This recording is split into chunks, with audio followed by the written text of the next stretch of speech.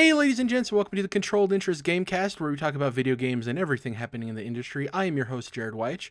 As always, I'm joined by Dominic Orlando, my co-host. 2020, we're almost done. So close, but yet so far. Like I said at the top, episode 112, glad to be back. Only have a few more episodes left in us. In terms of, live recording week by week, we're going to be doing this, and then the reactions to the Game Awards next week, and then we're going to have our pre-recorded episodes for the rest of the year where we take our nice holiday break.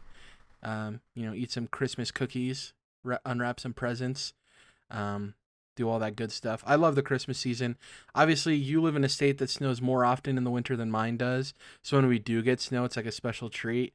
But man, if you can enjoy the holidays with snow around, I know it's not as uncommon for you, but for me, it's a gamble. It's like once every 4 years we get a snow Christmas. You got to kind of have to take that and cherish it as much as you can. It's not all that much better here, specifically around Christmas. Like we get most of our snow in January, February. So okay, it's probably every other year here we actually have snow that stayed accumulated into Christmas. So it's not as consistent as you might think. A little bit of a late bloomer when it comes to winter snow there. We're going to be tackling the Game Awards today. We're going to be going over 5 of the most relevant awards to us in terms of discussing them and their nominees. And then we're going to go through 10 questions I wrote regarding announcements we could see.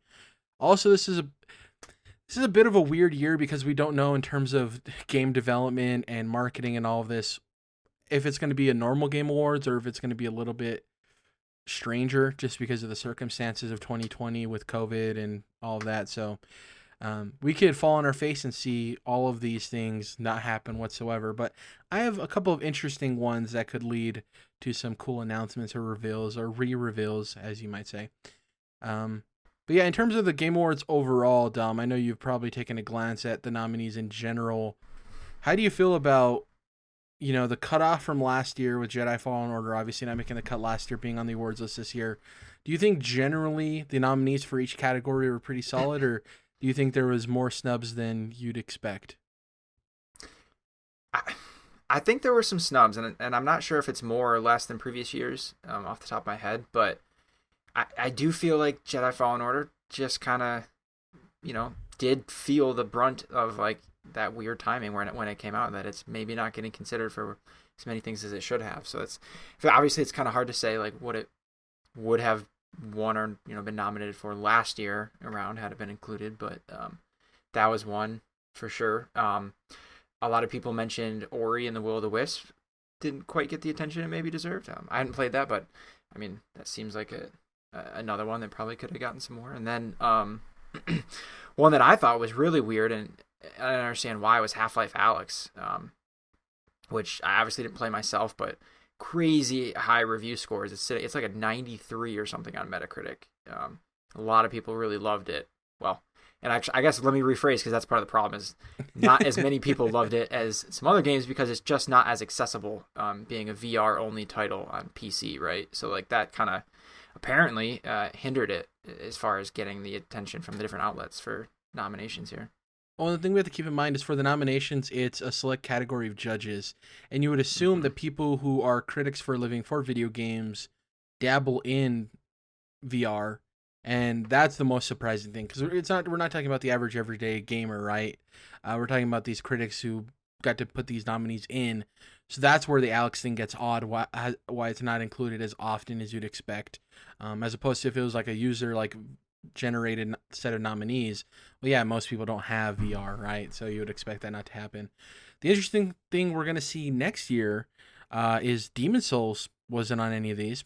I don't know if it missed the cutoff or what happened there. And then obviously Cyberpunk, right? That's going to be up to next year too.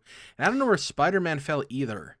Yeah, so this is a good conversation actually. So Miles Morales is nominated for I think 2 categories, which is interesting, and I think there's a couple. I thought a lot about this already. Miles Morales, much shorter game than Demon's Souls and probably Cyberpunk, right? So, and much more popular game than at least Demon's Souls. So I got to assume that the outlets that got their PS5s went into Miles Morales first, right? And got through it quicker. One general conjecture was that Spider-Man got sent out early, and Demon's Souls seems like it didn't get to people until a day or two before the game came out. Oh, so like even review copies came late for that. Okay, then that would Yeah. make a big difference, obviously, too. Then, and that like a little bit like that Half-Life Alyx thing, where not only did they get the codes late, but that's a more niche game than Spider-Man, right? So, not to the extent of Half-Life Alyx being stranded on VR, but same idea. So, Well, and the interesting thing too, right, is Cyberpunk's going to be in the awards next year. It's such a big game with the marketing, with the post-release content. It's going to be in people's minds up until next year's Game Awards, right? We know that, just the way CD Projekt Red handles things. The thing with Demon's Souls is I don't know if that ends up falling out of the conversation, especially if, which we'll get into later, what if Elden Ring comes out next year? You know what I mean? And what if that kind of eats Demon's Souls lunch in terms of the mind share of like a From Software style game? Because obviously the remake was made by Bluepoint and SIE Japan Studio.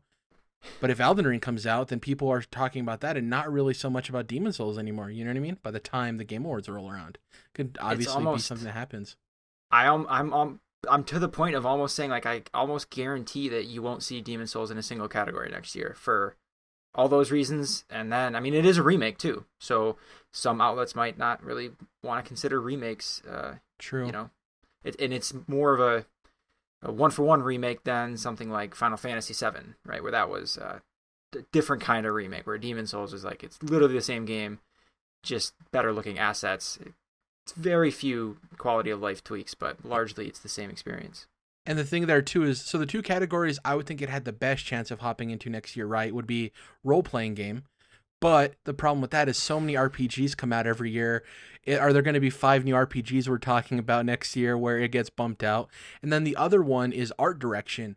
And when you think about art direction, one thing we haven't talked about is that there's 2 games that are going to be art darlings next year if they come out, which we assume they do.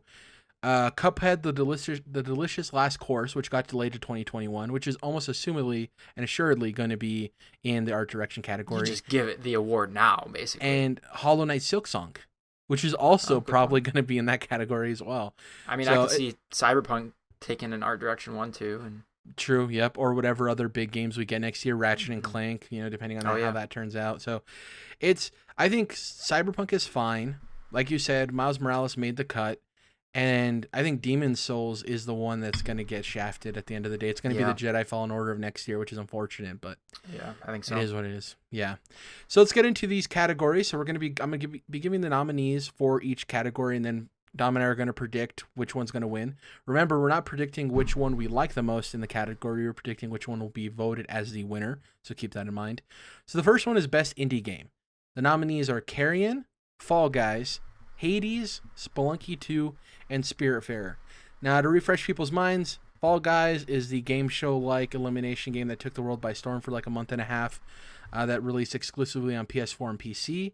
Spelunky 2, obviously the sequel to the roguelike, my beloved Spelunky, which only released on PS4 and PC as well. Hades, which also released on PS4, Switch, and PC. Spiritfarer, which is a beautiful, emotional game about death and coming to terms with it. And then Carrion, which is probably the one most people hearing this aren't familiar with, which was the 2D side-scrolling Metroidvania where you control like a monster, like an amorphous, grotesque sludge monster type thing. Out of all of these, here's my thought process here, Dom. Only one of these is nominated for Game of the Year as well. So my thinking is if something's nominated for Game of the Year, it's probably the best indie game that year. So my prediction is Hades. Yeah, and this is an unfortunate one, and it's something that even though year in and year out I tell myself I need to do a better job of, and I still haven't done it, is I need to play more of the indie games, and I've not played a single one of these. I've watched a bit of Fall Guys being played on stream, and actually just the other day bought Hades, so I am going to get into it, but awesome. Otherwise, I don't have much experience with these games, but yeah, it feels like Hades is so many people love it so much, so it's hard to see anything else winning this one. Well, and the sad thing too, so Carrion and Spiritfarer both launched into Game Pass, and I've yet to get to them. They're actually 2 of the games I'm looking to play over the holiday break. Carrion is only like a 3-hour game as well, so it's like hop in, check it out, hop out, right? And then the other 3, Fall Guys, Hades, Spelunky. As a primary Xbox user, I'm just waiting for them to come to Xbox so I can get the achievements tied to them before I really sink my teeth in. So that's literally, I've talked to you I'd probably talk your ear off about how much I love the first Spelunky, so I'm literally just waiting for that to come to Xbox. And then Hades, I've heard so much good stuff about that I've actually thought about purchasing on PS4, but I'm holding off on that. And then Fall Guys as well. That game's not going to be fun for me unless I'm playing with my friends. Most of my friends play on Xbox. So that's just what it is. So we're both there on Hades, which makes sense. You draw the line there. It's the only one nominated for Game of the Year. It should win Best Indie Game then. That's how my brain works, Put one dot to the other. Next up, we're going to be talking about Best Narrative. So obviously this is story overall. This is writing, acting, everything that ties into the overall narrative of a game. The nominees are 13 Sentinels, Final Fantasy VII Remake, Ghost of Tsushima, Hades, and The Last of Us Part 2. Now, I want to give props to Hades because not often do you see an indie game on Best Narrative list. And that's one of the things you see this game. It's like a roguelike. It's what's happening there. You're running through these levels. There's not much there. It's based on Greek mythology. But people have said the performances in that game of each of the characters is really good. And the story itself brings you in, which I think is why a game like Hades is nominated for Game of the Year, right? Because it has that additional, it also has an incredible narrative. But at the end of the day, I'm looking at 13 Sentinels, kind of a niche game. Ghost of Tsushima, people enjoyed it, but I don't know if to the extent of some of these other titles. Final Fantasy VII Remake, it's literally retreaded territory. It's a remake. I can't with that. And also, no spoilers, but the final 2 hours of that game literally become nonsensical.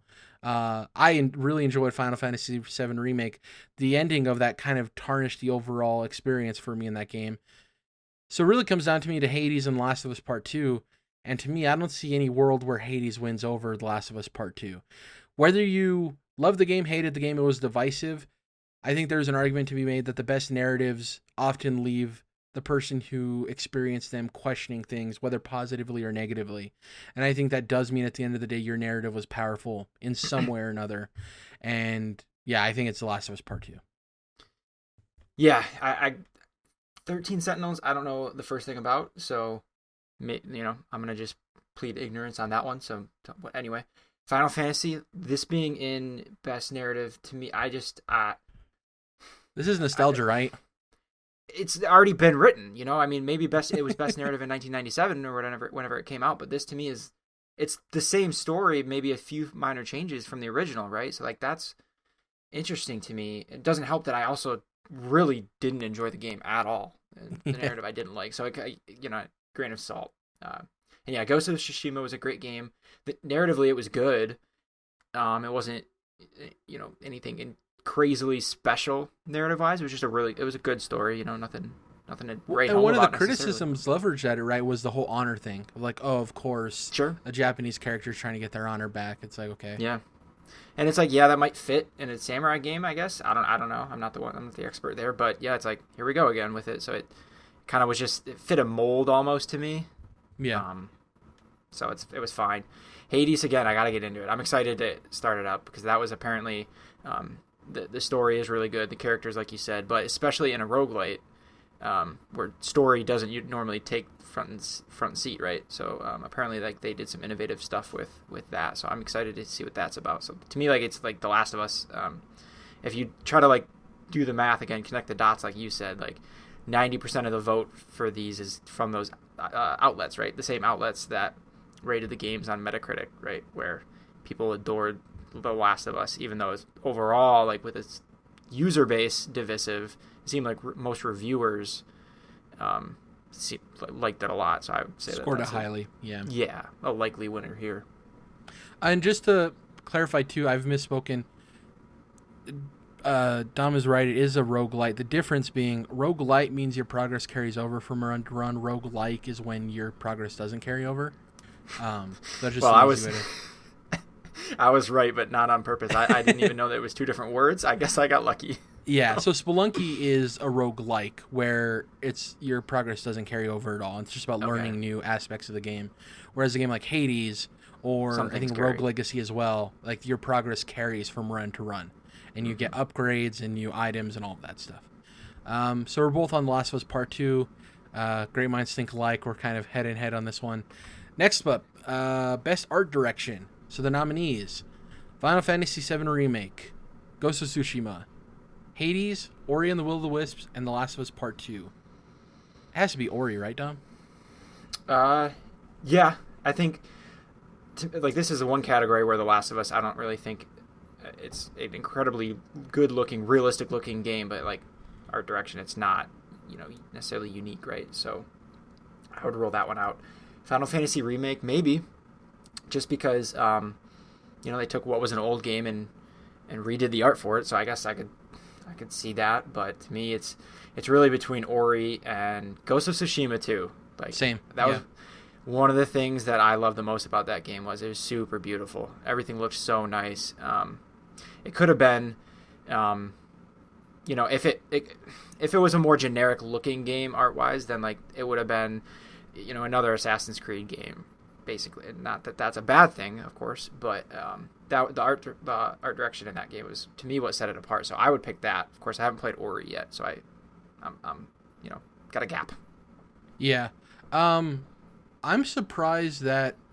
Well, I guess Hades has an argument too. Like Hades has a really cool art style, and I'm with you. I think obviously Last of Us Part 2 is beautiful, but when I think of art direction, I think of like committing to a certain visual style that doesn't necessarily have to be something we haven't seen before, but I guess Last of Us Part 2's commitment to a more realistic art style kind of hurts it in this category for me, which it shouldn't. I agree. That seems a little backwards, but yeah. And Final Fantasy VII Remake is kind of that too. Obviously, it's a lot more fantastical than Last of Us Part 2, but it still is leaning towards realistic, whereas Ori, there's a definitive art style. Ghost, there's a definitive art style. And Hades, there's a definitive art style. So I'm down with any of them winning, but if I'm putting my money on it, I think Ori's going to take it because, we'll get into later. You talked about snubbing. I think this is where, people are like, okay, Ori is one of the best games of the year, deserves something, and obviously it has the best case for art direction. So it's where you make up for the snub, right? Yeah, exactly. And obviously that's not exactly how voters vote, but there's some thinking there. Next up, best game direction. Obviously there's always an argument to be made of like, well, what's the difference between best game direction and game of the year? And the way I piece it in my mind is best game direction is like technically the best game, right? The best narrative, the best mechanics, like doesn't have bugs, anything like that. Game of the year to me is more of like a feeling, like a theme of the year overall, like it fits what the harder year is. Harder to quantify. Yeah. Exactly, yeah. It's a little bit more like, like loose clay that you mold into whatever you need to for any given year. Whereas game of the year is like, best game direction is like, oh, this is the best product that was put on store shelves from top to bottom. And so specifically looking at the description on the Game Awards website, right? Awarded for outstanding creative vision and innovation in game direction and design. So I was really looking at the innovation and design part of this. Yeah. And though it highlights a specific director for that game, obviously this award goes to all the other developers who worked in it as well. But part of it is cool that, we see these best director awards in film and TV. It's nice to see some of these game directors, though they're a fraction of why these games get made, get some spotlight themselves. So the nominees are Final Fantasy VII Remake, Ghost of Tsushima, Hades, Half-Life Alyx, and The Last of Us Part 2.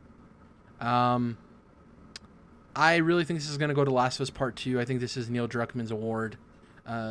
All of these games are tremendous. And the reason I say this is, out of all of these games, I think that probably Final Fantasy VII Remake and Last of Us Part 2 have the most noted directors of their games, right? And we'll get into this with Game of the Year. I don't necessarily know if Last of Us Part 2 has a chance for Game of the Year, considering everything that's going into it. And I do think that, like we talked about with the Ori thing with art direction, I do think people want to shine a light on how good of a product Last of Us Part 2 was. And the fact that, Hideo Kojima often gets lauded for some of the interesting narrative and mechanical decisions he makes in the Metal Gear games of kind of playing with the player's mind, right? Like outside of the game, switching controller ports, all of that weird stuff.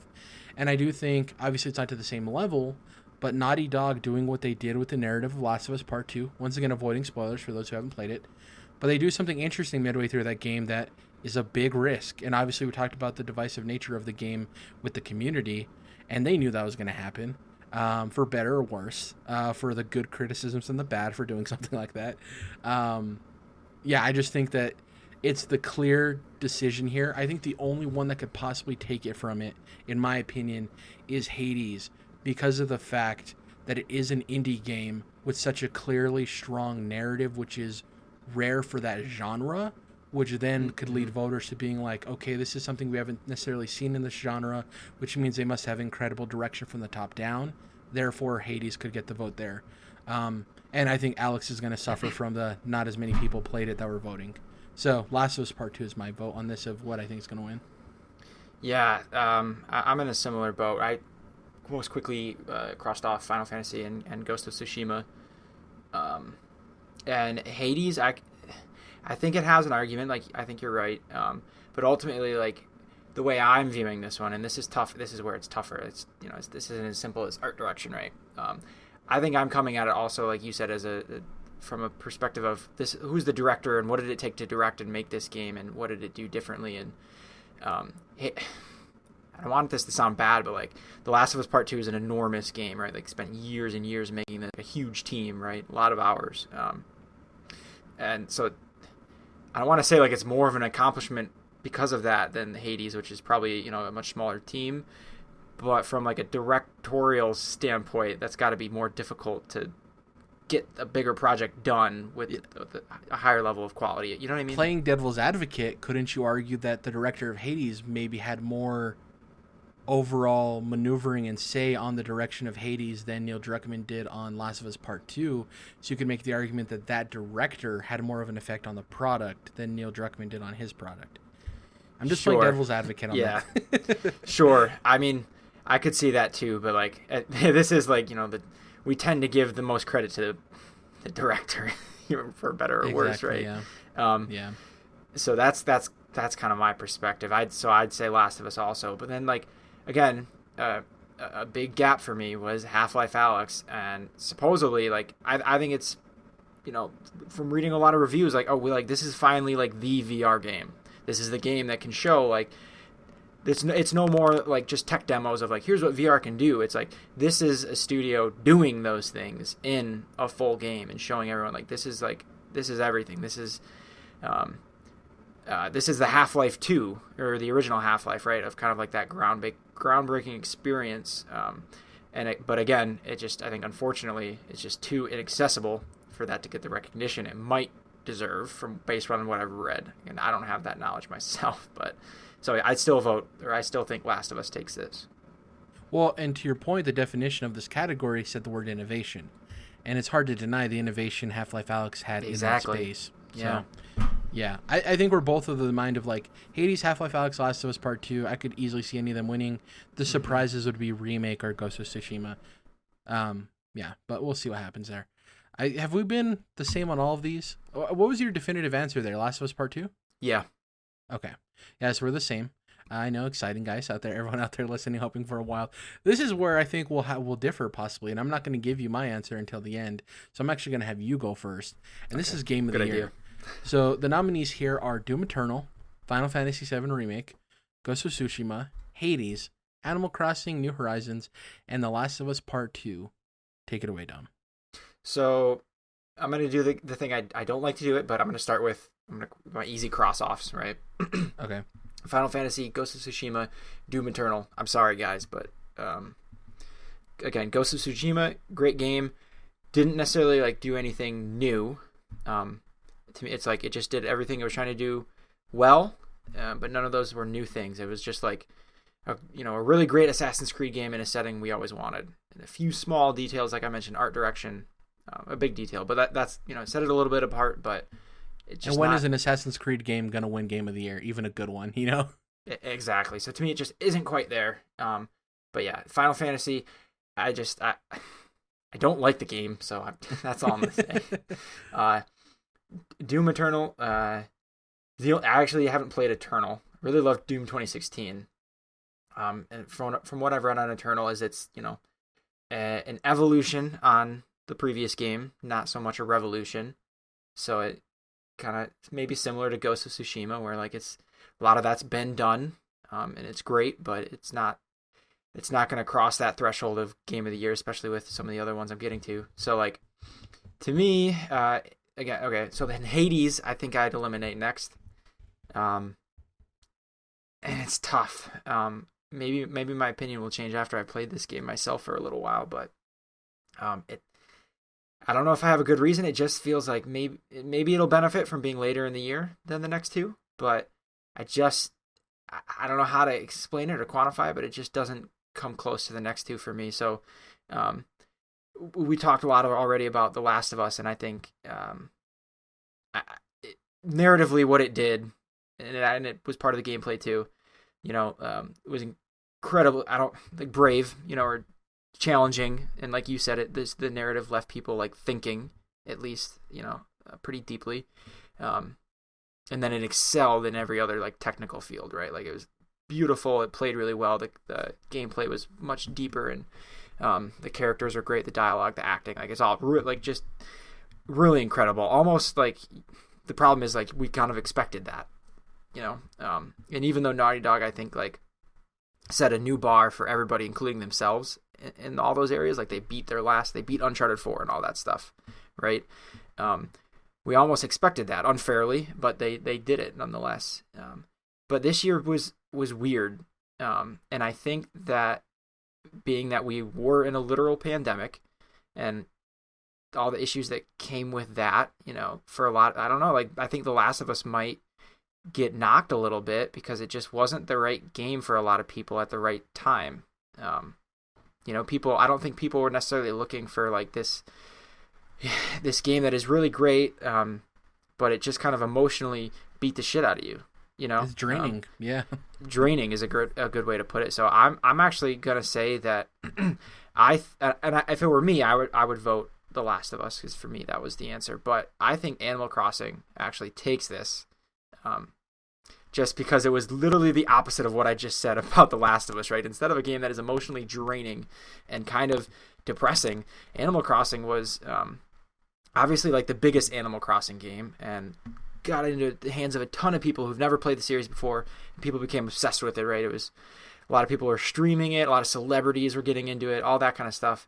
But it did the opposite thing emotionally than The Last of Us, where like it was just simple and I feel like brought a lot of happiness to a lot of people. And I think one of the things you told me early on about it was like, it's just chill vibes. It just feels good.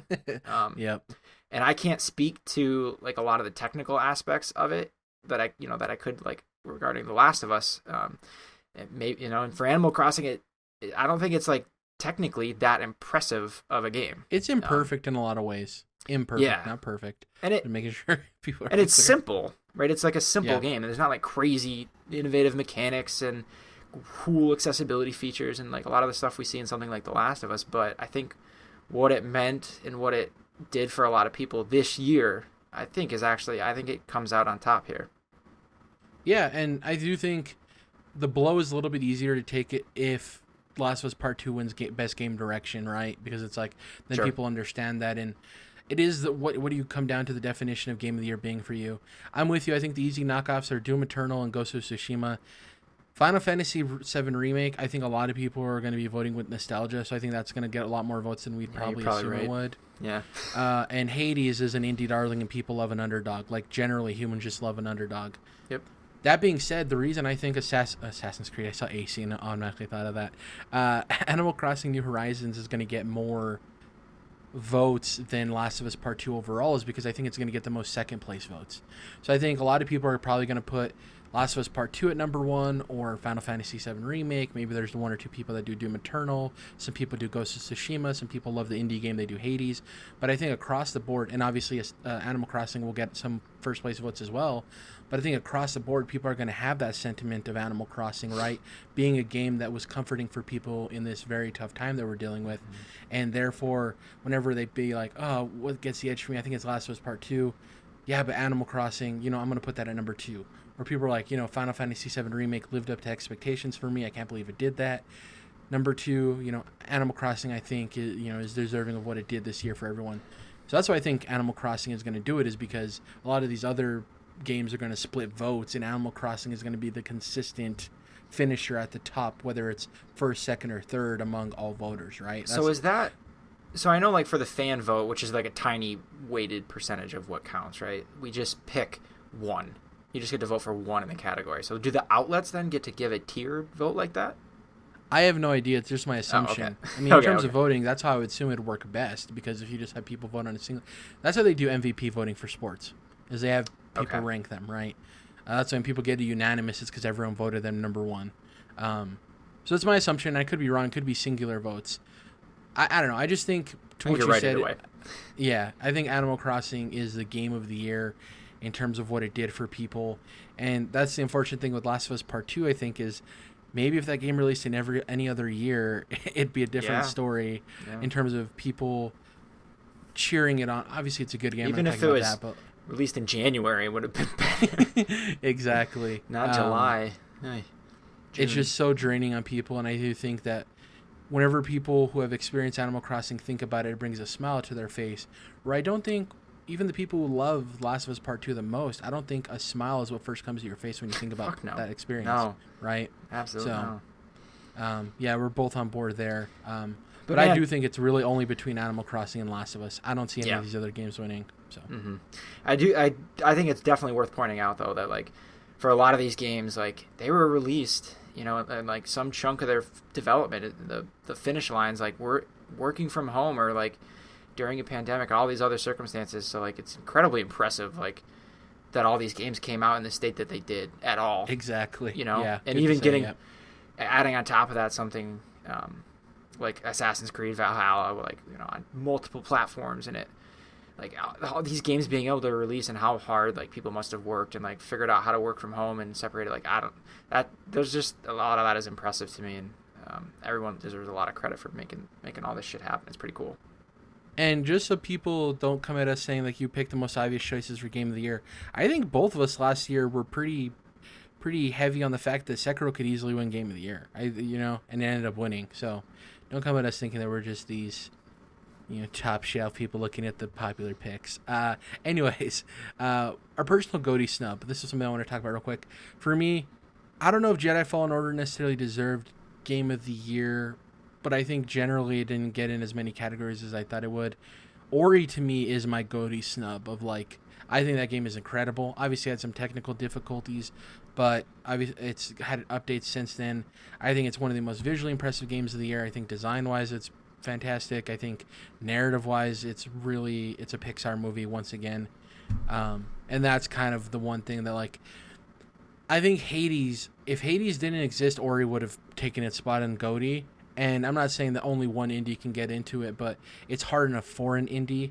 And, you know, you can make the argument Ori isn't really an indie. It's developed by Moon Studios. It's published by Microsoft. You know what I mean by that. Smaller project, smaller scope. But, yeah, Ori is my one snub of, like, man, it should have at least been nominated for Game of the Year.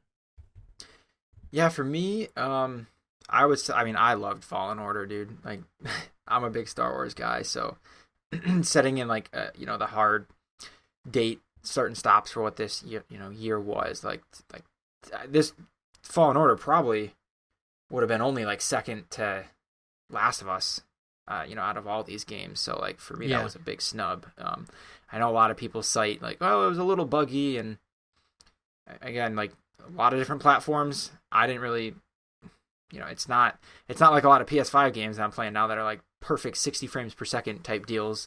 Well, here's the thing too, is, like, so I haven't played Doom Eternal, but obviously I've read a lot of the criticisms for it, right? And I played Ghost of Tsushima, and I was very much less favorable on it than you, or even friend of the show Chris Nunes. I would put Jedi Fallen Order in over both of those, just based on obviously like what I've read and what I experienced with each of those games. So yeah, it's a great game, man. I think it's a better game than Dragon Age Inquisition, but I do think people have that weird sentiment about it of, like, they remember it being worse than what it was or something. I don't know. No, I wouldn't even hesitate. It's absolutely a better game than Dragon Age. Sorry. But and, like, again, I like to also think about circumstances, fair or not, you know, maybe I shouldn't, but Jedi Fallen Order, you know, developed by Respawn, who had only made first-person shooters before that.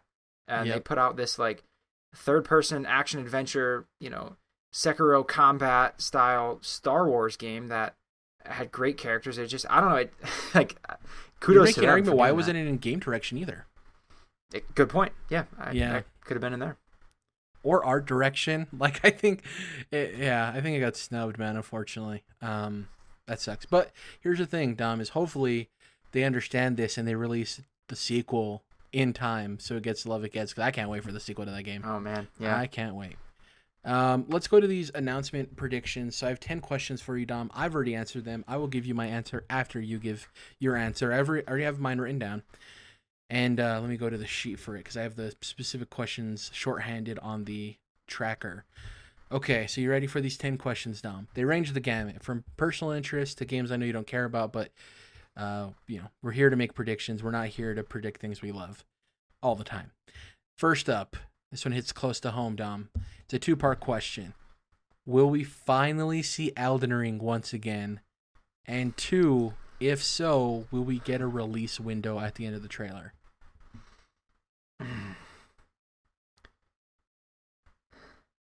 I think no to both. No to both. Okay. So I say yes to both. I think we're gonna get a trailer and then it's gonna be 2021 at the end of it. Disconnected from this, have you seen these wild Demon Souls audio Easter egg thing that are happening? No. So there's this Easter egg, and like I said, it's not connected to Elden Ring necessarily. You'll see why I brought it up. There's this Easter egg that some people are getting, and people have gotten it live on stream, and that's why it's been known.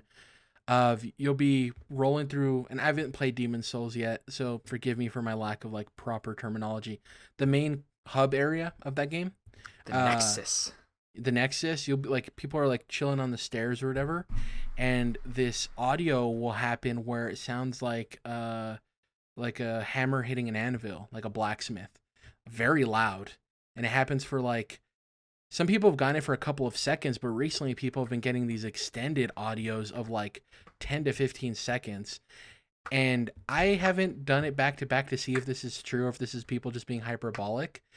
But people say it sounds like the hammer and anvil from the Elden Ring reveal trailer of that one blacksmith hitting the anvil with, you know what I'm talking about, making the ring. And there's this wild theory, even Vata Vidya, who's a very well-known From Software YouTuber who goes into the lore and stuff of the games, had talked about how, is this like a weird like ARG Easter egg lead up to the Game Awards where like the audio is getting longer and longer, and then when the Game Awards happens, we see Elden Ring, because when the game first came out, the audio was being heard, like I said, and it was like 3 to 5 seconds.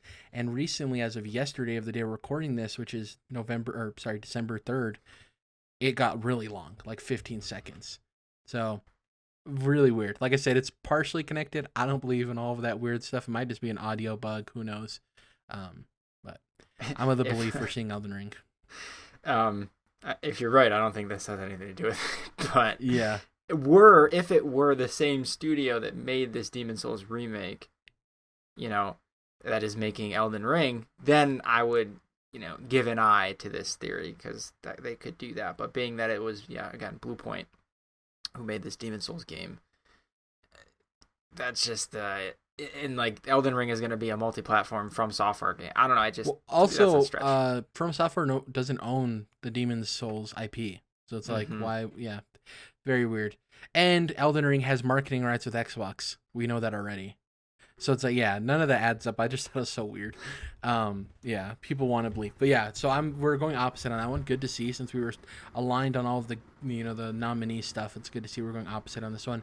Next up, I don't know if you've kept up with the latest Fortnite news, Dom. But according to leaked screenshots, Kratos and Master Chief will be skins in Season 5. I don't know if you've seen these. They like legitimately leaked. You can see the Kratos skin, you can see the Master Chief skin. It seems like they're going to be platform exclusive, which makes sense because when you do the back end stuff for Kratos on other platforms, it comes up as like a default skin. So it's like, of course, it's probably just going to be available on probably PlayStation and then PC, you'd assume. So they're both leaked, right? Kind of confirmed at this point. Epic Games has talked about how, they're going to be changing the way people see Fortnite, yada, yada, yada. So people are of the belief of a couple of things can happen, and I want to know from you, Dom, which one is most likely. One, are Kratos and Master Chief revealed, and just them, right? We got the big PlayStation boy, we got the big Xbox boy. Each platform is getting each of them, right? Is that happening? Two, Okay, Kratos is happening, Master Chief's happening, and they're going to reveal the Nintendo character. Probably not going to be Mario because, Nintendo doesn't like Mario holding guns. People are believing it's Samus because the Fortnite season is based on hunters. That's why the Mandalorian's in the game now. Kratos makes sense. Master Chief makes sense. They're all like loosely defined as hunters, right? So Samus from Metroid would make sense. If you pick this one, you got to give me the specific Nintendo character you think is going to represent Nintendo. Or the third option, it's Kratos and Master Chief as exclusive characters to those platforms, but we're just going to see other video game characters. Could be Sonic, could be this other random thing, and you need to give me one specific video game character that you think might be involved. So which one are you going with? Is it just Kratos and Master Chief? Is it Kratos, Master Chief, and a Nintendo character I need you to name? Or is it Kratos, Master Chief, and at least another video game character I need you to name? Is this allowed? I'm going to give you another option. Okay. Another character, not a video game character though, but another not Disney. It's going to be Wonder Woman. That's my guess. Because that movie's coming out, I just feel like I don't know. I feel like we're going to get another superhero. Your answer is Kratos, Master Chief, Wonder Woman. Yes, and that's I don't get weird enough with these types of things, but we've obviously had a bunch of Marvel stuff in Fortnite already, right? And yeah, Nintendo to me seems unlikely. I don't know. I think they might be weirder about it. Kind of like what you said about like Mario holding guns, and like outside of that, it's like, well, what is it going to be? Link? I don't know. That seems odd. I don't know if that quite fits, and I don't think Nintendo wants to do this kind of thing as much as some other IP holders. Again, my guess. And then, like there's probably a lot of other video game character examples that could fit here too. But I think they did the Mandalorian because that's going on right now, and that's a big deal. So I think like from Fortnite's perspective, they're trying to like what's in the zeitgeist in the moment, right? And then they just announced like Wonder Woman is coming out soon. It's gonna be on streaming services, and it's probably not as big as I'm giving it credit for right now. But that's just my guess. So I had 4 different things I came down to, and I eventually chose one. Okay, my first thought was, what if it's like the Grinch? What if it's like this weird Christmas thing? That could be it too. The Grinch. I could see that. My second one was Vision and Wanda from the MCU, because that series is happening in January. We have the Mandalorian. We have them. Mm-hmm. I could see that. My third one was Kratos, Master Chief, and Johnny Silverhand, which is Keanu Reeves' character in Cyberpunk. 2 days before Cyberpunk releases, makes sense, right? They already have the John Wick skin in there. Put a Johnny Silverhand skin. But the one I eventually landed on was the boring old man vanilla answer of Kratos and Master Chief only. Like I said, like you said, I think Nintendo's the least likely to be involved in this just because they're so weird about the way their characters are seen and yada, yada, yada. And why would they, unless they have a Metroid Prime 4 announcement, why would they want to bring up Samus at all in any capacity to piss off their fans? So, I'm going with Kratos and Master Chief only. I mean, but yours counts. Your additional detail counts. Like that's probably the most likely bet because those leaked, right? So like, why wouldn't everything? The only thing is, I'm trying to think so we don't look like an idiot if Wonder Woman's already in the game or not. Because Aquaman's in the game, Batman's in the game. Crap. Okay. I don't know if Wonder Woman's in the game, so I don't know. If it is just Batman and Aquaman, then I feel better about my pick, right? Yeah. I don't know if she's in, though. You might want to do a quick Google real quick to see, Google Wonder Woman Fortnite skin. So you could change before we move on to the next prediction, because I have no idea. I know Batman's in it. I know Aquaman's in it. I don't know if Wonder Woman is. Okay. The thing is, when you Google something like Wonder Woman Fortnite, you don't get a straight answer, because it looks like people have custom created her. I can't tell if these are legit or not, though. If these are like mod, I have no idea. This looks like fan created stuff, I think. So I don't think she. So I'm Googling it. That's not a Fortnite skin. You can tell by the body proportions of the first Google image. Okay. And the rest of them are like random like NPC characters. So yeah, she's not in the game. Okay. So yeah, you're good. You're good. Sticking with it. I just didn't want us to look like idiots, though. When have we ever avoided that? Number 3. This is something that I've thought about. we saw the reveal of Mortal Kombat 11 at the Game Awards. Remember that?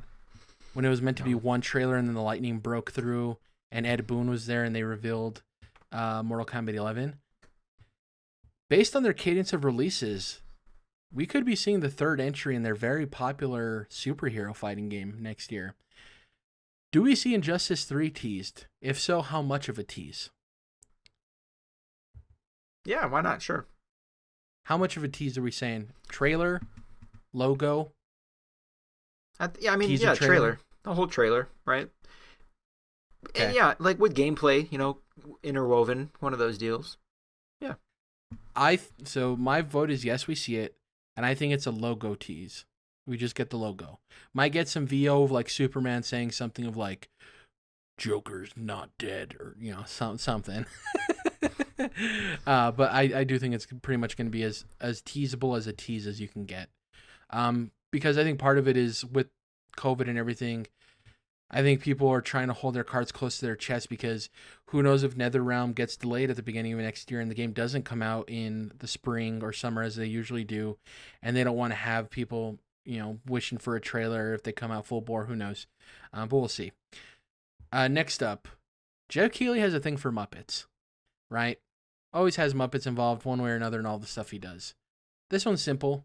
Do we see the Muppets again? Once again, haven't looked to see if they've been confirmed as presenters, so they could already be totally confirmed. Don't look this up, Dom. Don't look it up. Don't look it up. Okay. Because neither of us know. I want you to, and we can Google it afterwards, after our things have been locked in, because I think it'd be funnier that way. Are they going to pop up again? And two, will it be the same ones we always see, or will there be some new Muppet faces? And obviously, I'll do the research, because I think there's only been the chef and the weird shrimp dude. I always forget their names. Is it going to be new Muppets, old Muppets? We get new Muppets. New Muppets. And one of them is going to be a firefighter. Okay. That's all I'm committing to. Very specific. Since you went specific, I'll go specific. I think we're going to see them. I think it's just going to be the old ones, but I do think one of them is going to be wearing Keanu Reeves' wig. He's going to have the Keanu Reeves hair in some kind of bit for the Game Awards. You want to do the Google real quick to see if the presenters have already been announced? Game Awards Muppet presenting. It's going to be interesting. I don't know. Keeley and Elise Willems of Funhouse are the two people who seem to love Muppets more than anyone on this planet. And Greg Miller of Kinda Funny is somebody who I didn't know existed, that he hates Muppets. Really? He hates them. Yeah. I don't know why. So I don't know if it's a weird like doll fear thing, but yeah, hates Muppets. So I tried to Google Game Awards Muppets. Maybe I should do 2020 Game Awards. Look up presenters. See, like on the official website, they should have a list of presenters, don't they? Oh, okay. That might be the case. And this makes for great radio, guys, but we got to figure out if we're complete idiots right away or not. Because usually he announces presenters, doesn't he? That sounds... He being Jeff Keighley. I got categories out here. Go about, maybe? I don't know. What about the official Twitter account? Don't they tweet out stuff? So this is host... Oh, here's a list of presenters. I see it. So Gal Gadot's presenting. So maybe that Wonder Woman skin. Oh, that's oh. Brie Larson's. I don't know. Brie Larson's presenting. Hasn't been a Captain Marvel skin yet.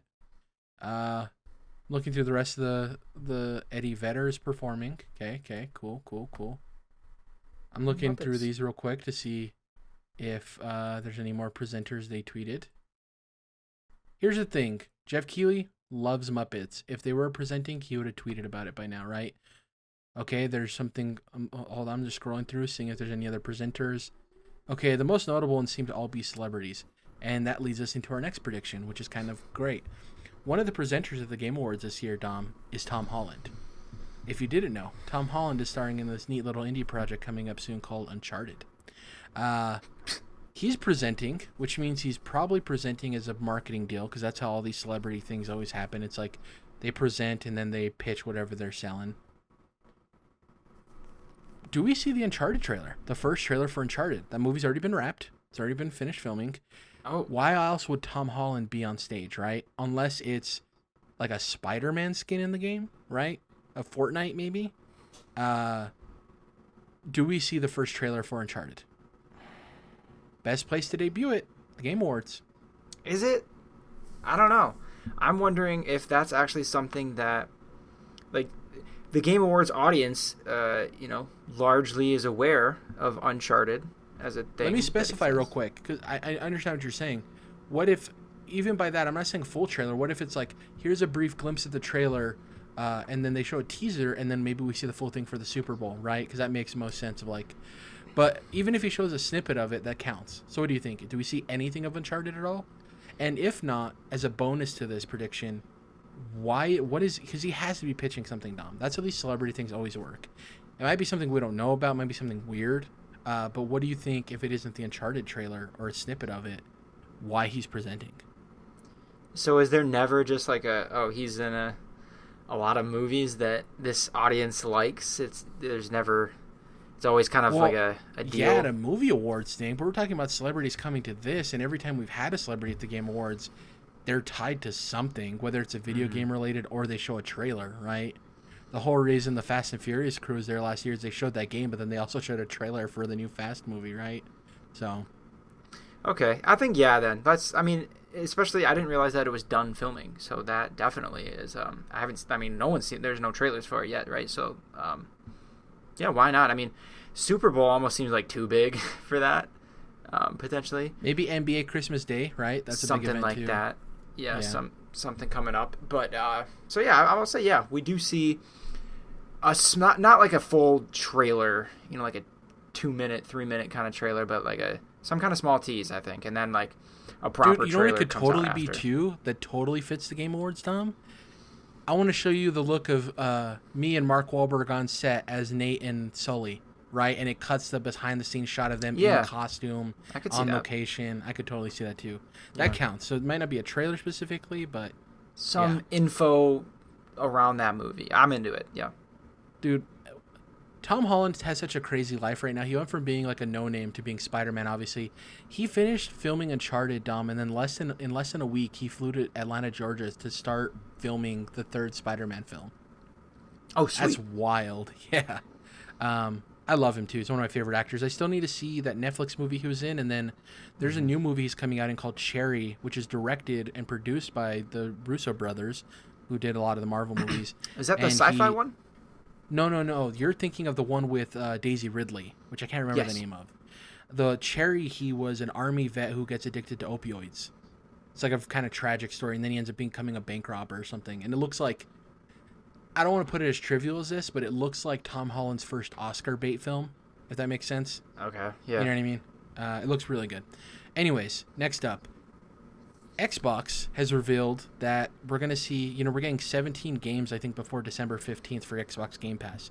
But then, including Control, which is super dope. But they're kind of saying that we're going to see another announcement of Xbox Game Pass at the Game Awards for games the rest of the holiday. And I just have a question of, like, bomb may be too strong of a word, but what's the Game Pass announcement at the Game Awards? For me, I'm gonna go first in this one, Dom. I think it's Hades. I think it's a perfect place. Everyone's been waiting to see when Hades is going to come to Xbox. I think partnering with that developer of like, it's going to be the biggest stage you guys are going to be on. What's better than another marketing push of like, we're coming to a new platform, right? For that game. So my vote is Hades in terms of their big. And, normally it wouldn't be that big of an announcement, but hearing Hades possibly win Best Indie Game or Game of the Year or Art Direction, and then coming to Game Pass, it's like, oh, you know what I mean? Perfect pairing. That's a good one, and seems very likely too. And would get like, it's like realistic, but like also like a bomb still. I'm wondering, because we know that Final Fantasy VII Remake is coming to Xbox, right? Like, oh yeah, that would be a big one too. There might be details that are known already that I'm not aware of, but I feel like what's taking it so long is there's still an exclusivity deal, and if that's the case, like at what point can they talk about it? And like potentially that's like, development is far along and they're just waiting for some, a contract to expire to where they can talk about it, and then it's like boom, It's not only is it finally coming to Xbox, but it's coming right into Game Pass. Boom, like bitch, like one of those. And it's, again, I can shit talk that game all day, but people love that, and I think that'd be a big one. I think the one that would drop jaws, Dom, in the gaming space, not generally, if Atlas somehow finished their deal with PlayStation and Persona 5 was announced for Game Pass, that would be wild. Yeah, I mean, yeah, I don't know. You don't think that'd be wild? I think that'd be bigger than Final Fantasy. Nah, I don't know. I think that's like I think it would be a big deal. It'd be a good thing. Maybe bigger than Final Fantasy a little much. I think it'd be slightly more as jaw dropping, maybe a little less jaw dropping than Kingdom Hearts. Definitely more than Yakuza. Definitely more than yes. Yakuza. Okay. Yeah. Definitely. But I would say less than Kingdom Hearts, right? I'm trying to see where it fits in that space. I still think it would be a big deal for the people who watch the Game Awards. Like, Xbox gamers have heard about this Persona series forever, and if that came to Xbox, that'd be really cool. Mm-hmm. Yeah. And I think that could, that seems like possible for sure. And it reminds me of, I don't think it was last Game Awards, but sometime in the past year, they had Dragon Quest XI get announced for Xbox and go right into Game Pass. And in fact, I think it's like tomorrow where that actually finally happens, right? Got it pre-downloaded. Yep. And that was, oh no, it was E3. Or it was their E3, but it was in the pre-show for E3. And I remember kind of thinking, like, I thought that'd be a bigger deal of an announcement. Like, a series that, hasn't really been on Xbox much, if ever. I'm missing knowledge there. Personas, or are you talking about Dragon Quest? Dragon Quest has never been on Xbox. Okay, I thought so. So, like, not only, like, getting, like, the most well-known or, like, highest-profile game in that series yet, but it's coming, again, right into Game Pass. And that was a pre-show announcement. So, like, I thought that could have been worthy of, like, being in their E3 showcase. Now, Persona 5 would be a step, one step, I think, bigger than Dragon Quest 11, but I don't know if it's, like, that jaw-dropping. But and when we talked about best indie game, I mentioned that Fall Guys, Hades, and Spelunky 2 are games that a lot of Xbox gamers, especially me, have been waiting for, right? Any of those three games, in terms of indie titles coming to Game Pass day and date, would be huge too. Obviously not huge, but like everyone wants to play Hades from the critical reception. Fall Guys definitely needs a second level of resurgence, and coming out on Xbox could do that for everyone who's been waiting to play that game. Mm-hmm. And then obviously the last one as well. So we'll see what happens there. What's your official answer? You're going with Final Fantasy VII Remake? Yeah, let's do it. Okay. Shooting for the stars. Next up, this is an easy one we could blow by in a couple of seconds. Is there a chance we see a next-gen upgrade announcement at the Game Awards? I say no. Of new consoles? No. Like a game's getting a next-gen upgrade that we haven't heard of yet. So it could be something as vague as like Mass Effect Trilogy confirmed for next-gen because it hasn't been. Or Cyberpunk gets its next-gen release date. Or some random third-party licensed game is like, hey, we're making a next-gen version, and no one cares. I think none of that happens. I'm saying no to any of it. Yeah, I think no. I think that stuff is kind of, it's been annoying, and I think like no one's gonna mess with it, because you could say, oh yeah, the Cyberpunk next-gen patch is coming out in March, whatever, or the Avengers next, and that.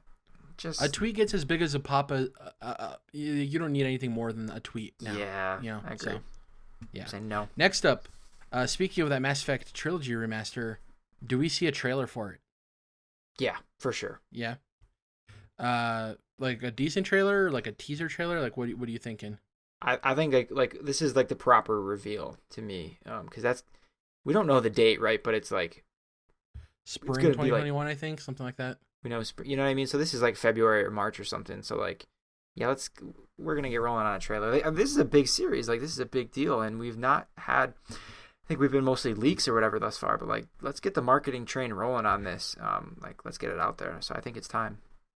You would think that arguably one of the biggest Mass Effect fans ever would say like, yeah, we're definitely seeing a trailer. I'm so excited. I can't wait. I'm going to go with no. The fact that we heard about the rumor of this thing existing for so long and EA took forever to even announce that it was a thing, and I get waiting for N7, I totally get like adding that to the tradition. But with the, I'm bringing in some outside news that happened recently of like the departures of BioWare and everything. I don't know. I'm being a little bit hesitant and a little bit pessimistic, and I'm saying we're not getting a trailer. I think they maybe save that for their own EA presentation at the beginning of the year that they're going to hold some weird thing. I could see that. Yeah. Yeah, I'm going with no. As much as it kills me. Next up, we mentioned Nintendo during the Fortnite skin thing, but they have a strong tradition with Game Awards. It's where we first saw Breath of the Wild 2. It's where we saw the Breath of the Wild DLC, so on and so forth. It's a two-part question, Dom. Do we see Nintendo? Do they make an appearance? And if so, is it an update to a game we know of? That being Metroid Prime 4, Breath of the Wild 2, yada, yada, yada. Or is it a surprise announcement? And by that just meaning it's a game we didn't know existed. Not a game we hoped existed. Like, say, for instance, Super Mario Odyssey 2 gets announced, right? Though we've talked about that being a possibility, that's not a known quantity, right? So that would go in the category of surprise announcement. Whereas Metroid Prime 4 has been announced, so therefore it is an update on a game we know about, right? So which one do you think it is, if Nintendo shows? They're absolutely going to show, and we're going to get a full, proper trailer and a full name for the sequel to Breath of the Wild. It won't be Breath of the Wild 2, of course. It'll have its own subtitle. In fact, it might not even be... I think it'll be The Legend of Zelda and then something else, right? Or the two that are tied, the OG ones, it's Majora's Mask and... What's the question? There's the two classic Zelda titles that are tied together that were made on the same engine. Ocarina of Time and Majora's Mask. Yeah, so those don't have a name tied together with one another. So to think that it'll be like Breath of the something or something of the Wild doesn't seem like what's going to happen. Right. And there's not going to be a second semicolon either. It's not going to be Zelda, Breath of the Wild, colon, Fallen Order. Right. Fallen Order, yeah. No, it'll be a new name, The Legend of Zelda, colon, whatever. But like the font will be the same from Breath of the Wild. And obviously like the art style will be the same. Right. And we're going to get the proper trailer for it. And no date, though. No release window or anything like that. Because then obviously we're going to run wild with speculating like next year, this year, whatever, all that kind of stuff. And no gameplay in the trailer. Just a little bit more cinematic, little story context that won't make much sense to us, but it'll be Breath of the Wild, so people, blow their lids on it. So you kind of already answered my 10th question, which is what's the big mic drop announcement, which it seems like you already have that all figured out with the Breath of the Wild too. The one thing I came into this conversation like, this I think is going to happen. I think it's time. They've been Animal Crossing was a huge deal, but like otherwise Nintendo's had a quiet year. Paper Mario and then Mario, Pikmin and Hyrule Warriors. And like that's pretty much it. Mario All-Stars was, cool, but also kind of came out to a thud or a dud. I still need to buy that before March. Thank you for reminding me before it disappears. Yeah. And like that could have and should have probably been better and a bigger deal than it was, in my opinion. But I think, that's because like they got Breath of the Wild in their back pocket and they're gonna blow everyone's doors off with it. Yeah, I'm going with it. So to answer number 9, I do think they make an appearance. I do think they show Breath of the Wild 2. I'm going to change my big mic drop announcement because mine was Breath of the Wild 2, but you have that, and I think it'd be cool if we had different ones. Now, initially, I was thinking, man, Super Mario Odyssey 2. This is something I've wanted forever, Tom. I'm a menace. I went through and got all 999 moons. I'm a lunatic. But I'm going to make it a little bit interesting. Mine's a combo pack. 2-for-1 deal, right? Sales shelf. Getting it for a really good price, $9.99. Tangent real quick. Do you remember at like your local Walmart or like, Target or whatever, they'd have those like stands with like all of the really old DVDs for like $4.99, and you're like, what is this movie? Yeah. That just reminded me of the bargain bin shop thing. Anyways, sorry, separate tangent. I recently heard a kid refer to a Blockbuster as old person to Netflix, and I couldn't stop laughing. Oh man. I'm like, whoa, all right. It's really funny. Yeah. Anyways, my big mic drop announcement is we're going to see a legitimate gameplay reveal of Ninja Theory's Senua's Sacrifice 2, which is Senua's Saga. We're going to see gameplay reveal, right? Because we got that really cool, dope initial reveal at the Game Awards last year, I believe. So we're gonna get actual gameplay. But that's gonna happen like in the middle of the show, right? As cool as Senua's Saga 2 is, it's not going to, do something like Breath of the Wild 2. Now here's the thing. Breath of the Wild 2 happens before the Game of the Year award, Dom. It's actually not the final mic drop. The final mic drop is Jeff Keighley comes up on stage. Well, technically they don't have a stage. He comes up on screen on whatever stage he's on in whatever random room he's in, quarantining. He says, you know what? Microsoft was kind enough to show us Hellblade Senua's Saga 2. Hellblade 2 Senua's Saga.